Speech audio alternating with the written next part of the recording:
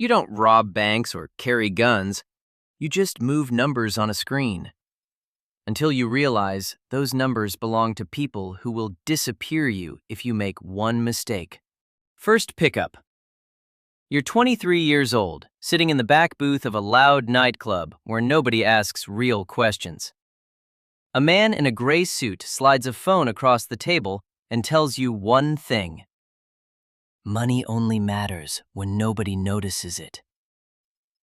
By midnight, you're moving cash between shell companies you barely understand, pretending to be an assistant at a logistics firm that technically doesn't exist. The apartment. You live in a luxury apartment with floor-to-ceiling windows, but almost nothing inside actually belongs to you. The car downstairs is leased through another name. Your watches are gifts. Your bank accounts are scattered across countries you've never visited. Every morning starts with encrypted messages and quiet panic. Every knock at the door sounds dangerous. The clients. Some clients are smugglers. Some are corrupt executives. Some are people powerful enough that nobody says their names out loud. They never hand you dirty money directly. Instead, it arrives disguised as consulting payments, art deals, property investments, or cryptocurrency transfers. Your real job isn't counting money. It's making ugly money look boring. The system. You learn that laundering money isn't one dramatic transaction. It's thousands of tiny, invisible movements. Restaurants that somehow lose money but stay open for years. Construction companies that never finish projects. Casinos filled with people who barely gamble. Everything is designed to blend in with normal business activity. The fear. At first, the lifestyle feels unreal.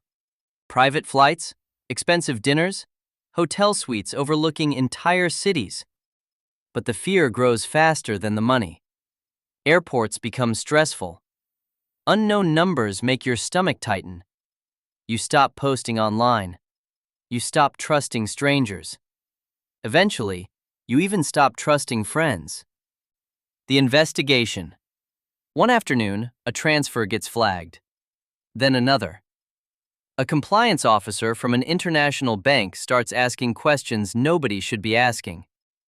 Suddenly, your clients disappear for days at a time. Meetings move to underground parking garages and empty office buildings after midnight.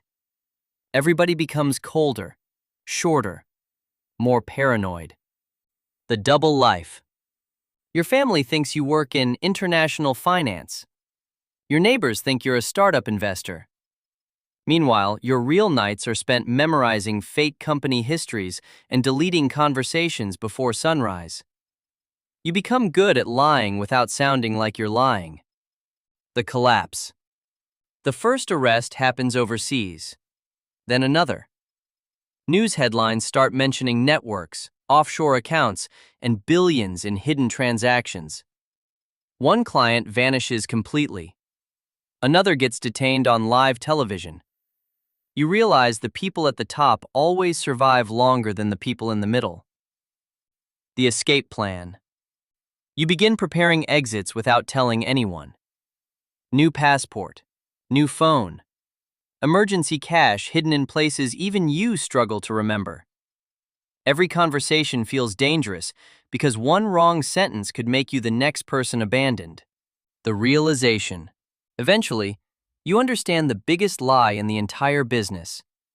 Nobody involved actually feels rich. They feel trapped. The mansions, watches, and private jets are all built on constant pressure. Everyone fears betrayal.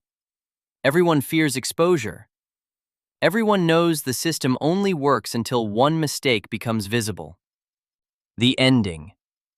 One night, sitting alone in another anonymous hotel room, you stare at a city glowing outside the window and realize you can't remember the last time you felt normal.